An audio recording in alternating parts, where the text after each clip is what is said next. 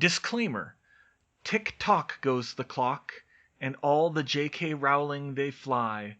Tick-tock, and all too soon Harry Potter must die. Or not. Chapter 58. 12 hours earlier. "Mr. Crouch," Bertha Jorkins said as she entered the old manor. "Mr. Crouch, I need your signature on the dragon transfer forms." There was no answer. That seemed odd. Surely old Barty would be here somewhere if the door was unlocked. "Mr. Crouch, are you at home?" She heard a faint murmuring come from somewhere in the house.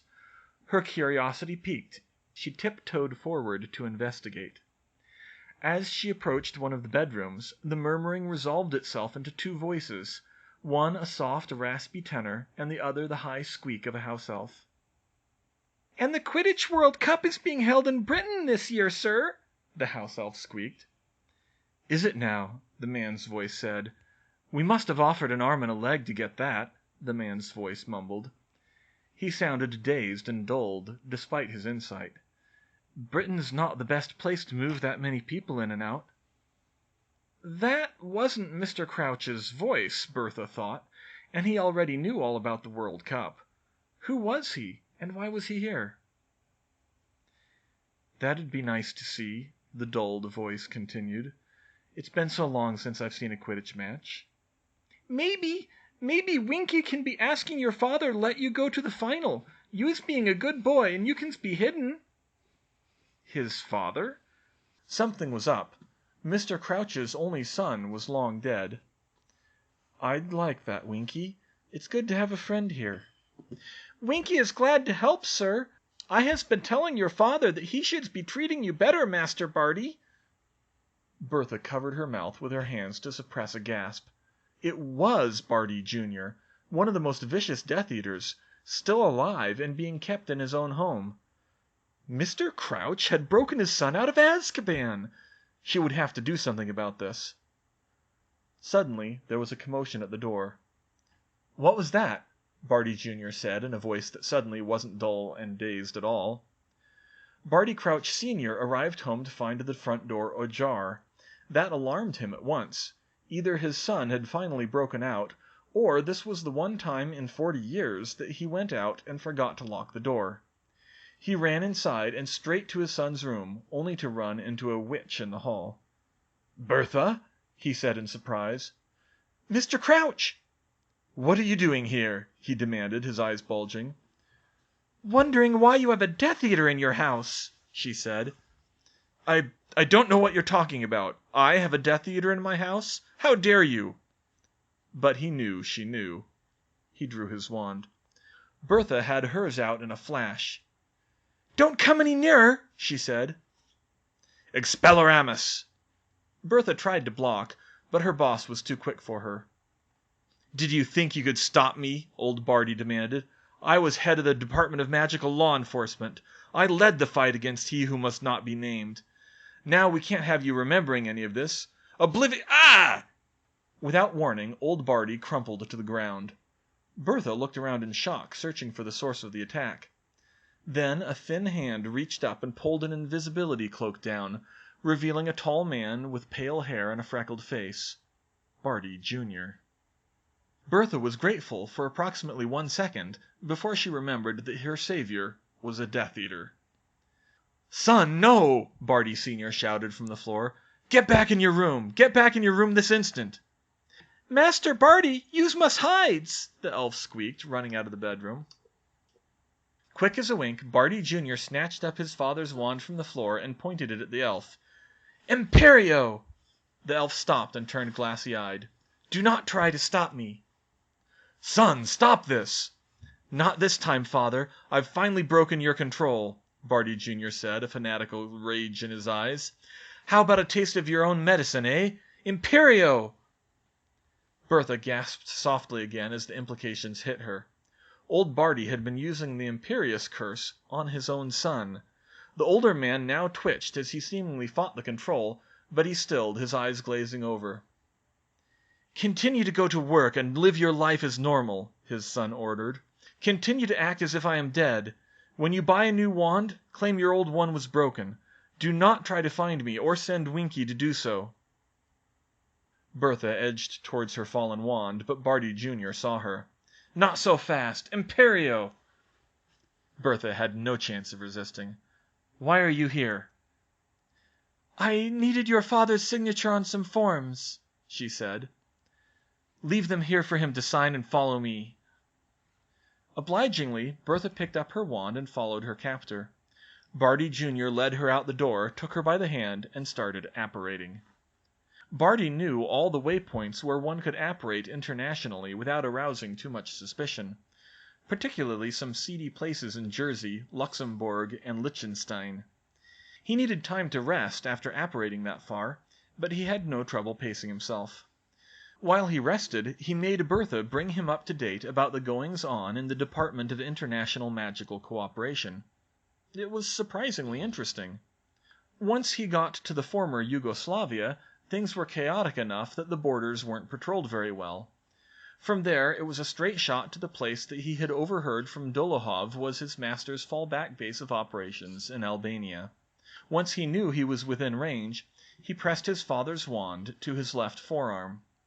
The dark mark was faded, but still partially functional, and at precisely 1 in the morning, local time, midnight back home in Britain, its homing mechanism took him straight to where he wanted to go, right to his master's feet. If his master had feet, that was. As soon as they apparated to the grove of gnarled trees, there was a loud hissing sound, and a snake struck at him, only to stop inches from his face. It seemed that Lord Voldemort was currently possessing the body of an enormous magically engorged viper with glowing red eyes. An impressive feat of magic to make the snake strong enough to possess long-term without killing it. Barty slowly descended to his knees before it, and at a gesture from him, Bertha did the same. "Master, I have returned to you," he whispered. The snake could only hiss, but Barty could hear his master's voice in his head. "Bartimus Crouch, Junior, there are few things that can surprise Lord Voldemort, but you have done it. I was told you were long dead." "My father is not the paragon he claims to be, my lord," Barty replied. "My mother sacrificed her life to free me from Azkaban, only for him to keep me a prisoner in my own home. I came to find you the moment I was free." The snake seemed to laugh. Of course, Lord Voldemort knew that his servant was telling the truth. It was good to have a loyal servant finally returned to him. Better than he had dared hope, in fact. "It is always the most vehemently noble who fall the furthest," he said. "And tell me, my faithful servant, who is your companion?" "One of my father's employees, my lord. I know that you still seek the Potter boy, and Bertha has some interesting information about the next year at Hogwarts that may prove very useful."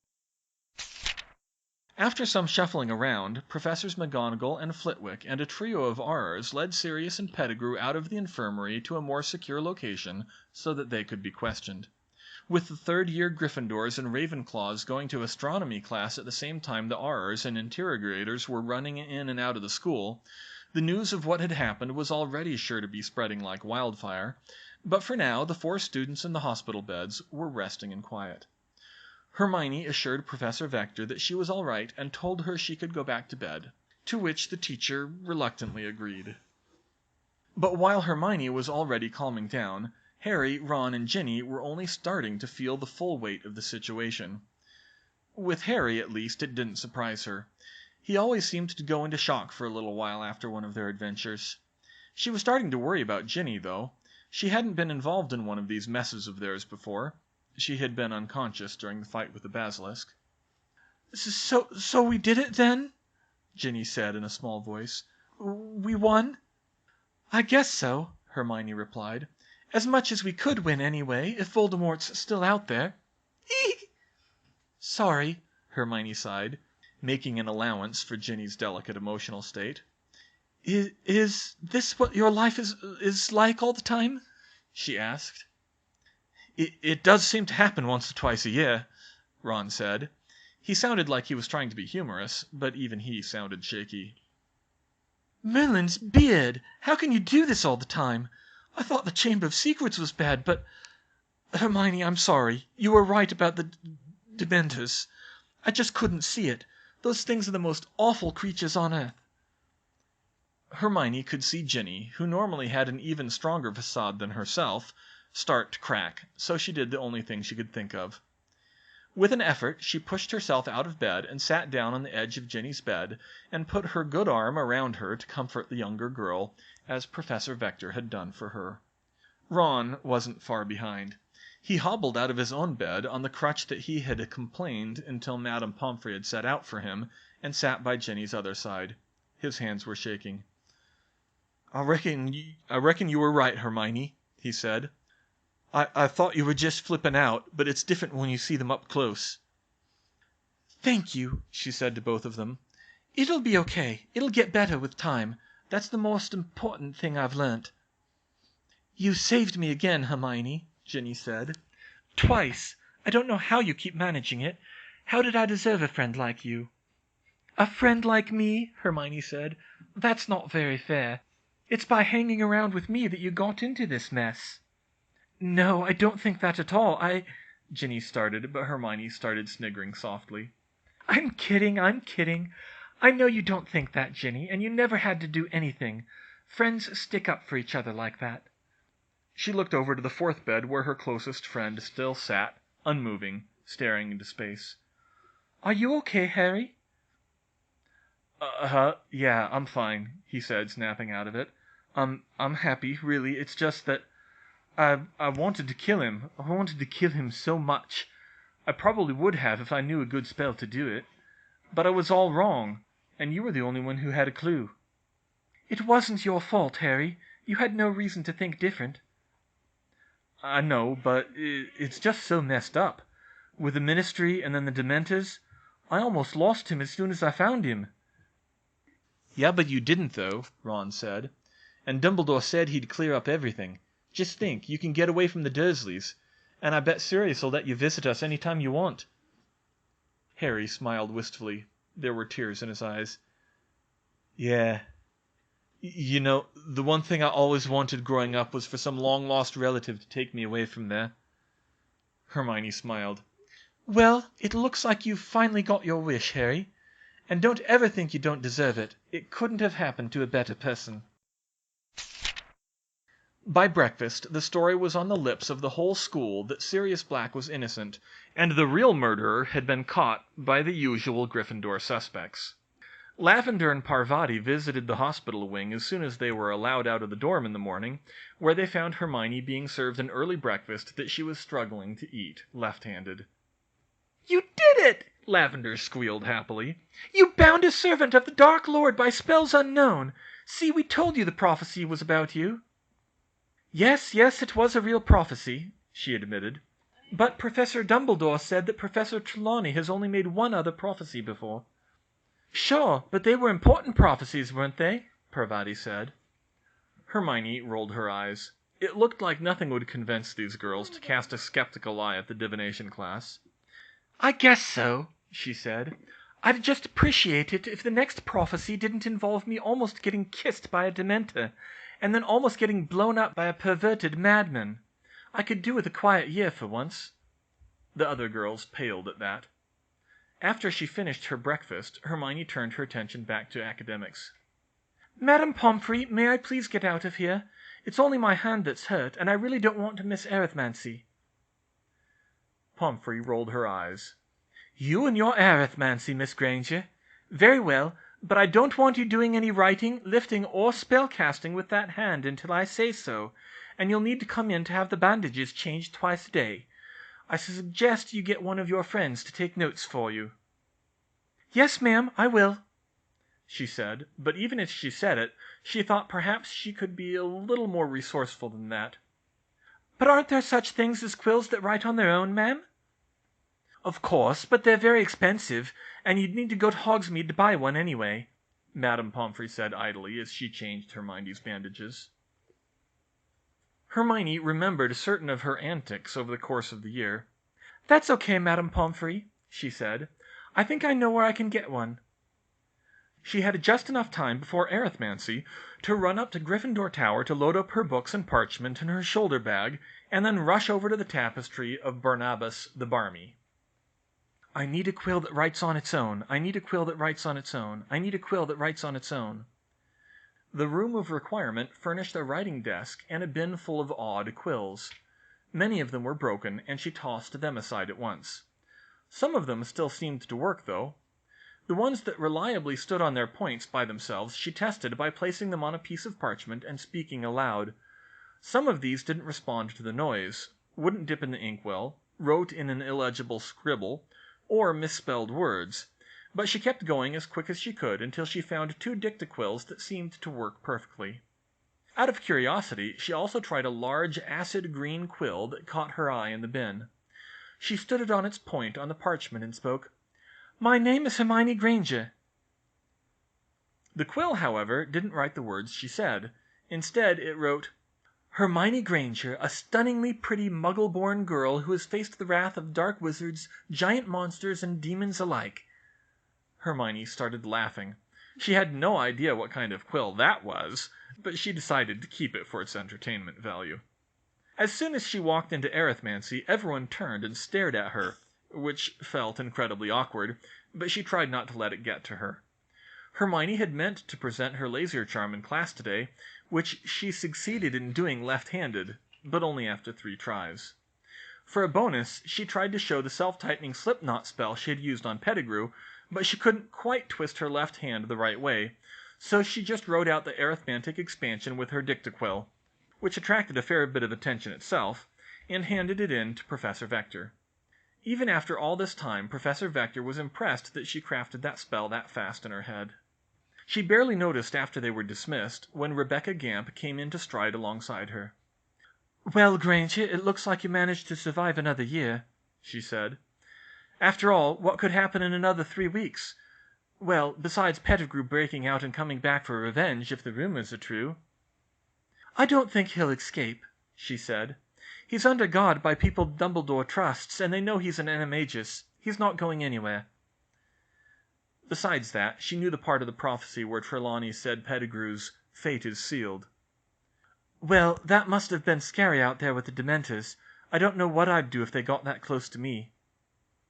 Hermione shivered, and she felt a twinge of pain run through her hand. "Yeah, really scary," she muttered. "You seem to almost die an awful lot here. How many times is this now?" "4," Hermione said resignedly, "depending how you count them." "Wow, that is some bad luck," Rebecca said. "This place might actually be cursed for you." For Harry, more like, Hermione thought. "The thoughts crossed my mind," she said determinedly, "but I think I can take care of myself, or at least I can learn to." "Well, okay, it's your funeral." Hermione stopped. Something about the way the older girl said that really grated on her, and with her temper still running short from last night, she'd had enough. She spun around and said, "Okay, that's it, Rebecca. What is your problem?" she demanded. "You've been really aggravating all year. Are you trying to scare me away from Hogwarts? Because it's not working. Do you really care that much about being at the top of the class?" "Huh, you don't get it, do you, Granger?" Rebecca snapped. "I'm a Gamp, of the Gamp's Law Gamps, the greatest line of spellcrafters in Europe. I was supposed to be the arithmancy prodigy. I was supposed to be Professor Vector's favorite. I was supposed to be the one who got an independent study and an early mastery. And then you come in, a titchy little muggle-born first year, and you shoot right past me." "Well, I'm sorry if my blood is not good enough for you," Hermione said angrily. "Please, I'm not a Slytherin, Granger. It's not about blood, it's about heritage. You come in here knowing nothing about the history of spellcrafting that my family built, and you expect to get by on brains alone. And it works! That's just not fair!" "I came here wanting to study arithmancy to the best of my abilities, Rebecca. That's it. I'm not trying to show up anyone. Well, besides Malfoy. I'm sorry if you're jealous, but you're just going to have to get used to it. I'm not going to change who I am because you have a problem with it." Rebecca's fists clenched, and for a moment Hermione thought she might hit her, or pull her wand and hex her. Hermione took a nervous step back. "Rebecca, I don't want to fight you," she said. "I have enough trouble already from Harry's enemies." Why can't you be a normal Gryffindor, Granger?" the older girl demanded. But she didn't wait for a response. She turned around and walked away in a huff. The stares were even worse at lunchtime than in class. Many Gryffindors congratulated Hermione for her known and suspected heroics, but she could tell that a lot of people were still suspicious of Sirius Black, as, by extension, of her. Meanwhile, she was dismayed to hear that whispers about Professor Lupin were now circling the Great Hall.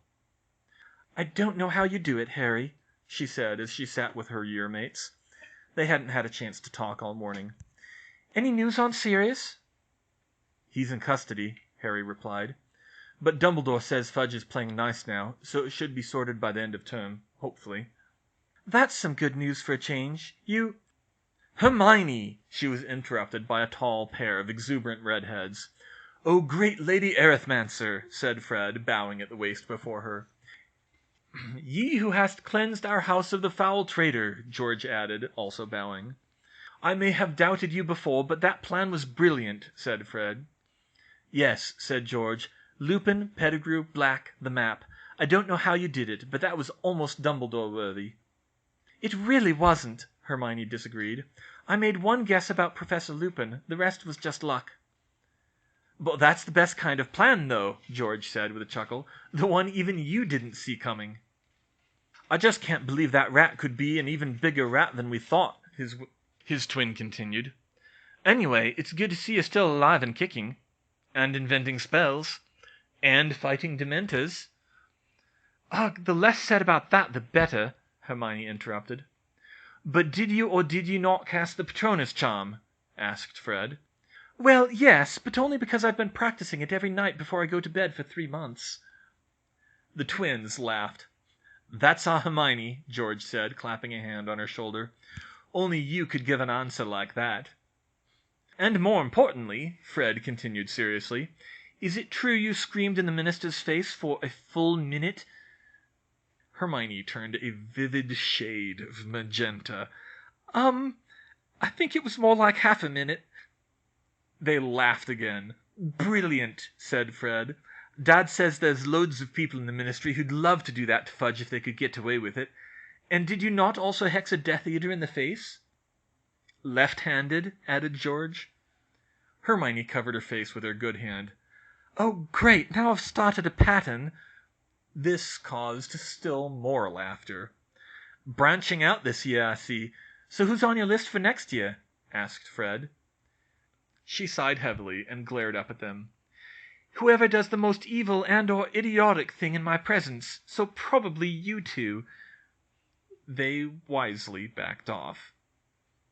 Hermione's dictaquill served her well in Ancient Runes, where Professor Babbling gave Ron copious points for his quick thinking with the reinforcing and warning runes, and History. In fact, it worked a little too well in History.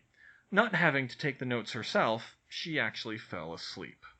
However, she was still left with the problem that she wouldn't be able to use her wand safely for about a week.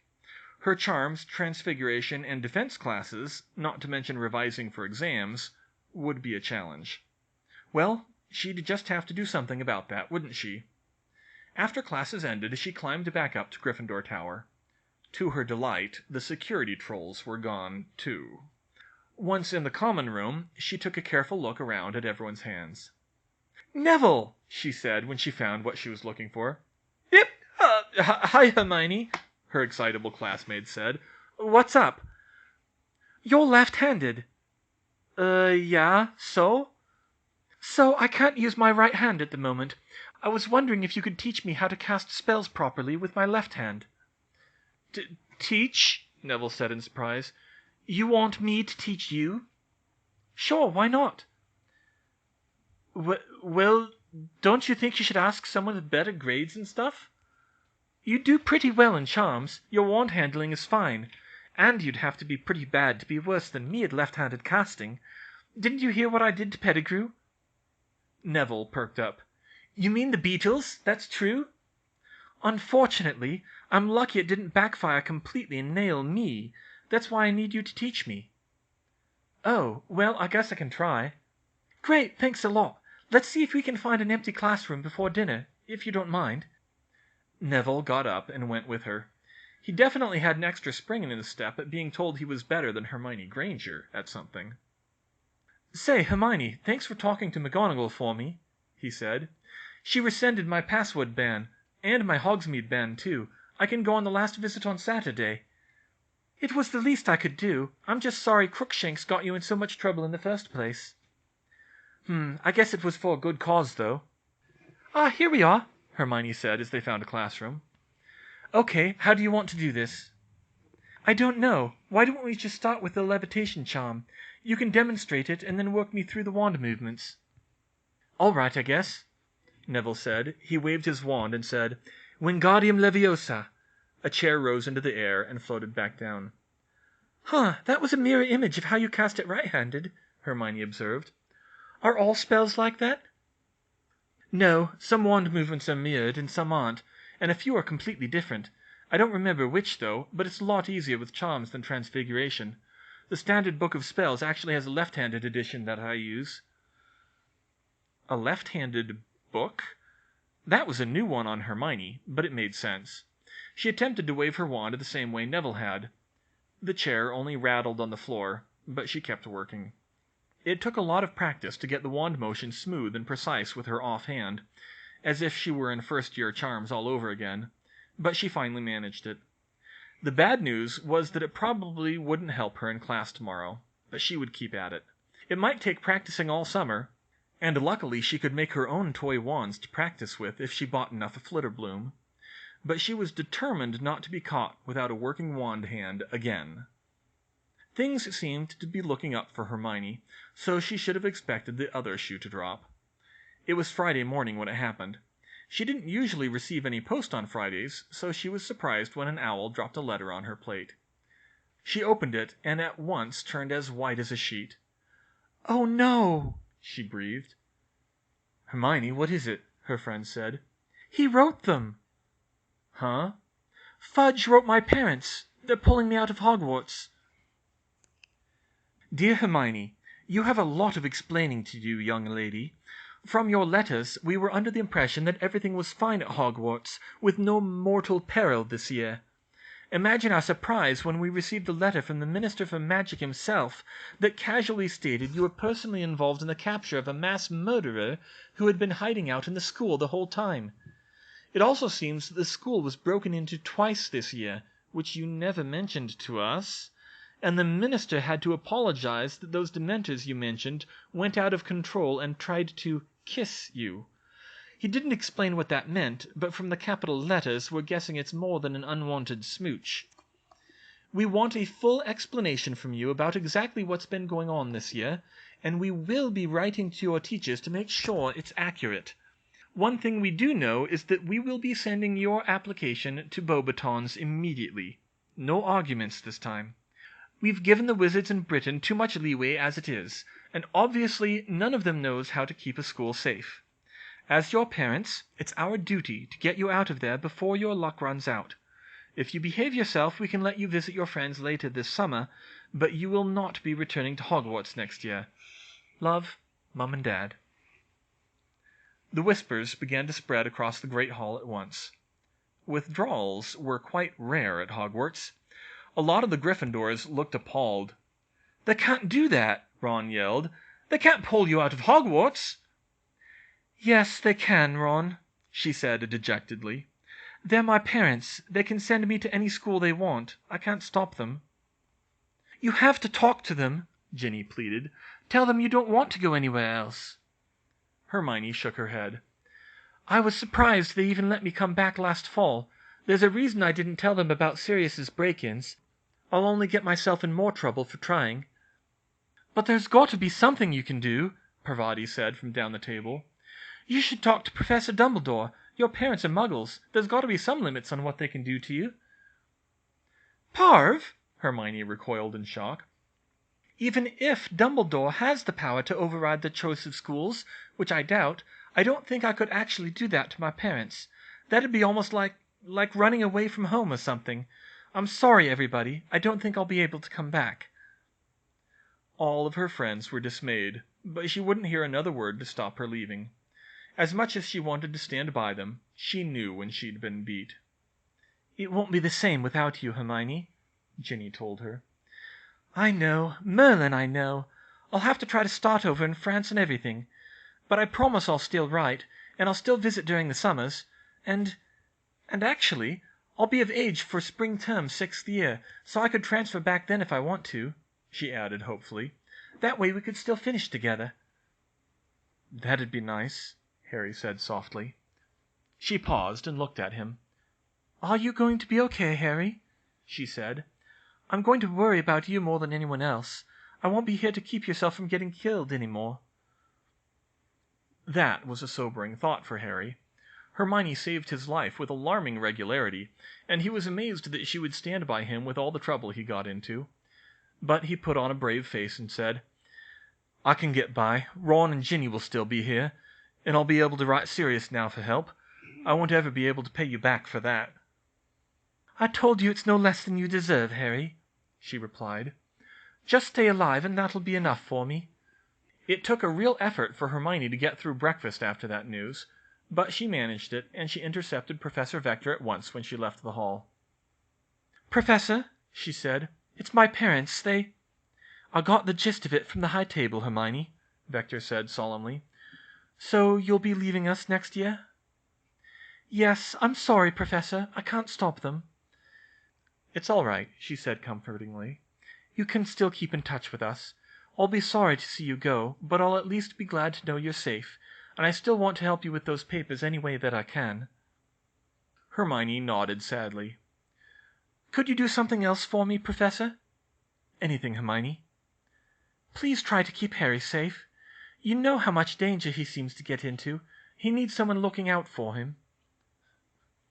Vector sighed. "Your friend, Mr. Potter, seems to be a force of nature, but I'll do whatever I can." "Thank you, ma'am." By mid-morning everyone who cared knew that Hermione Granger was leaving the school at the end of the year. Many people offered their condolences. Despite the uncertainty earlier in the week, she'd become surprisingly popular after helping to catch Pettigrew, and, most importantly, helping to get the Dementors away from the school, above and beyond being friends with Harry Potter. "Is it true, Granger?" Rebecca Gamp caught her after potions.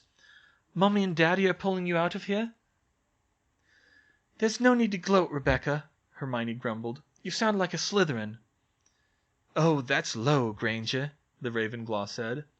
"And so is gloating. You got your wish, okay? I'll be gone next term. You can be top of the class like you always wanted. But you know what? That's not going to stop me from corresponding with Professor Vector. That's not going to stop me from publishing papers. You think it'll silence me? At best it's only going to slow me down a little." That really made Rebecca turn red. "I can't win with you, can I, Granger? Why are you doing this?" "Why am I doing this? Why are you doing this? It's not a bloody competition. Look, you probably don't want my advice right now, but if there's one thing I learnt this year, it's that all the talent in the world won't help you if you don't get up and take control of your own life. You have to do the work, not just trying to stop me. Did you at least try to study to skip a year in the class like Professor Vector said?" The older girl shot Hermione an annoyed look. "Of course I did. I am a Ravenclaw, you know." "Well, there you go. That's still enough to get you an independent study and an early mastery. Now just give it a rest already. Don't you have owls to revise for?"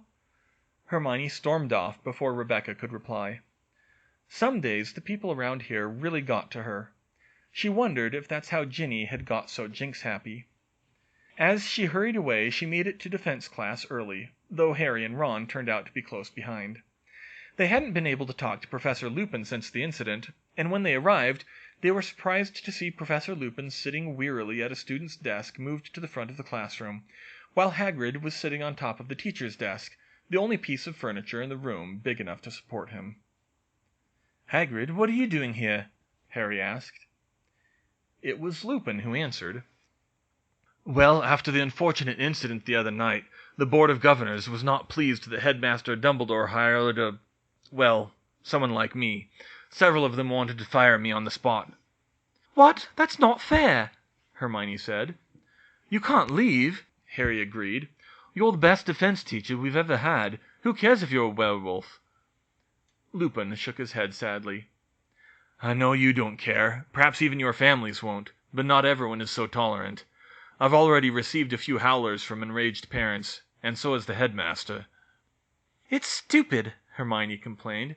"You're only dangerous one night a month, and—" "You're very kind, Hermione," he said, holding up a hand. "But in a school full of children, that's more than enough. I forgot to take my wolfsbane potion this week. And I forgot when Moonrise was. I can't afford one blunder like that, let alone two. However, as there is only one more week before exams, Professor Dumbledore convinced the board to let me finish the year on the condition that all my classes be supervised by another teacher. I volunteered for most of them on account of I'm the biggest and I can keep him in line." Hagrid spoke up. He winked at the trio. More likely, they were sure, it was really because Hagrid liked to work with interesting critters. The lesson was a good one, but sad for the Gryffindors, who had come to really like Lupin over the past year, and for the Ravenclaws because they had actually learnt something. "Well, at least I can probably get some competent instruction in defense next year," Hermione thought. "But it would be nice if they could, too." Of course, the Slytherins couldn't resist coming around to mock Hermione, disrupting an otherwise fine afternoon lounging on the grass outside with Ron, Harry, and Ginny. "Well, well, well," Draco Malfoy drawled as he sauntered up to them with Pansy Parkinson on his arm and his two bodyguards in tow. "Are the rumors true? We're finally shot of the mudblood? Only 3 more Gryffindorks to go, then?" Ron and Ginny sprang to their feet in Hermione's defense, drawing their wands. "You shut your mouth, Malfoy!" Ron yelled. "Ron! Ginny!" Hermione hissed, motioning them to lower their wands. She stood and said, "Can we just skip this, Malfoy? I'm having a lousy enough day as it is. Yes, I'm leaving this fall, though not by choice, all right?" "Oh, don't mind us. We're just enjoying the moment," Malfoy said. "Say, Potter, you thought about leaving with Granger? You almost get yourself killed even more than she does. Maybe you'd be better off somewhere else." "But then I wouldn't get to beat you at Quidditch," Harry shot back. "Where's the fun in that?" "Oh yeah? We'll see if you live that long without your girlfriend to save your arse." "She's not my girlfriend." "I'm not his girlfriend." "She's not his girlfriend." Ginny said this last line and immediately ducked, red-faced, when people turned to stare at her.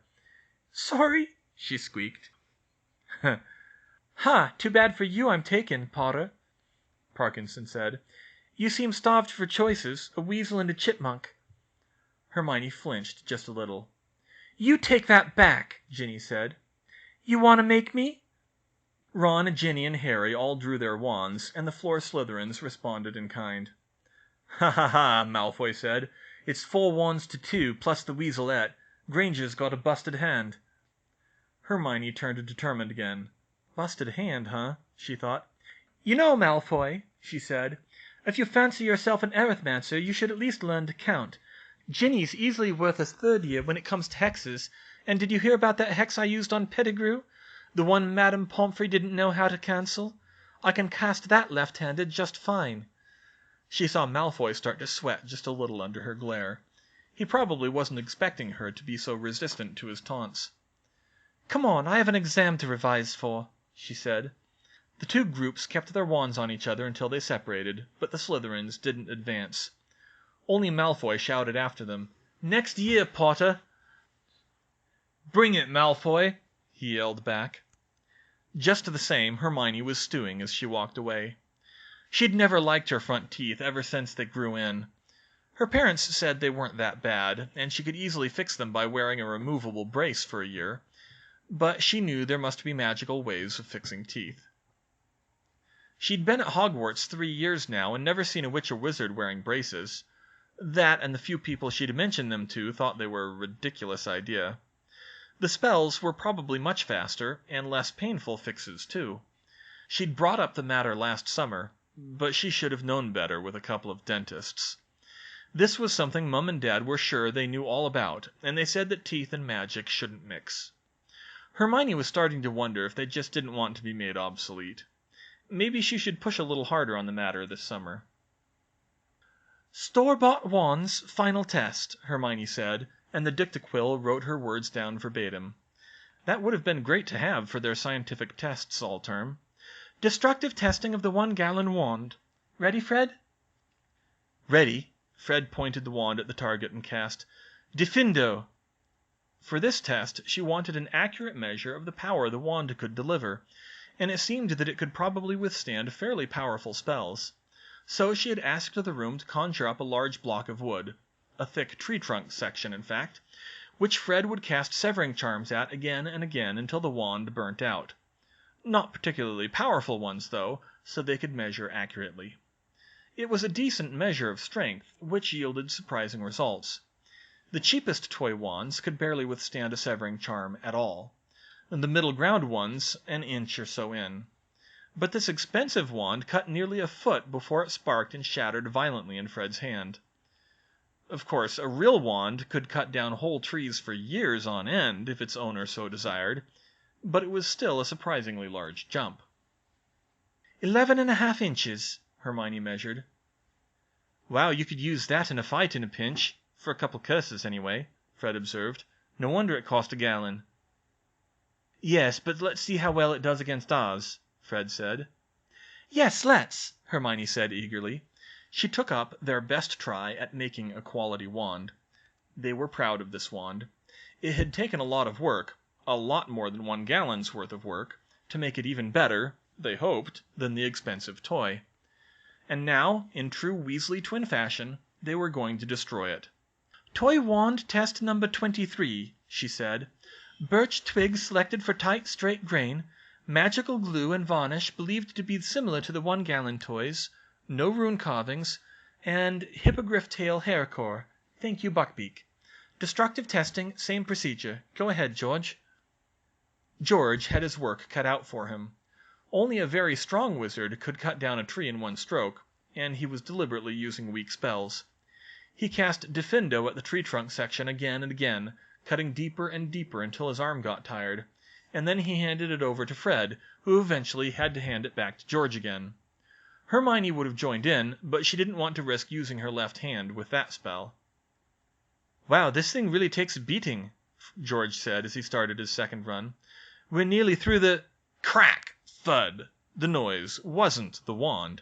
They'd cut clean through the thick logs so the top half fell off and onto the floor. Yikes! The twins said in unison, and then, after a pause, Now what? Make another cut, I guess, Hermione said. George obliged and slashed the wand downwards, cutting into the now horizontal log. He got a good long way into it before he abruptly handed the wand back to Fred. Why don't you finish it off, brother? Fred took it in his hand, and his eyes widened. Merlin, it's hot, he said. That can't be a good sign. So that's why you handed it over, eh? Well, you get to do the next one, then. All right. Diffindo, Diffindo, Bang! The wand exploded, sending splinters all over the room. The twins had to pick a couple out of their faces, but Hermione was far enough back that she was spared. When her ears stopped ringing, she mumbled, Try to find the pieces. Test results. Wand failure is more violent after prolonged intense casting. Measured depth of cut, adding the two together, 5 feet 2 inches. 5 feet? Fred exclaimed. Bloody hell, a wand like that could last a whole week. Looks like the animal fiber core definitely helps, George said. Yeah, and hey, look at this. Fred held up what was left of the wand. The hair's still in one piece. Is it? That's interesting, Hermione said. That means the hippogriff hair could definitely stand up to more magic than the wood. It's too bad we don't know if it'll trip the underage magic alarm. But that's only a problem for me, isn't it? She grumbled. Well, you know, since you're leaving Hogwarts, you could get away with a little more than usual, George suggested. You could just try and use one and see if it trips the alarm. What? Deliberately break the restriction on underage sorcery? She gasped. Well, you have been bending it for the past 2 years with those runic spells, haven't you? Fred said. Well, yes. And Harry only got a warning letter for that hover charm Dobby did, right? And you're the one who said the whole thing was unfair in the first place, George said. I guess it would be nice to know how far I can push this craft, she said. If I could make a working wand, even one that only lasts a day, I could practice my left-handed casting a lot more. "That's the spirit," Fred replied with a chuckle. "Really, every Muggle-born starts bending the rules sooner or later, and we get away with loads more than that at home when Mum isn't looking." "Okay, my parents will probably go for it if I ask nicely. If they do, I'll write you about the results."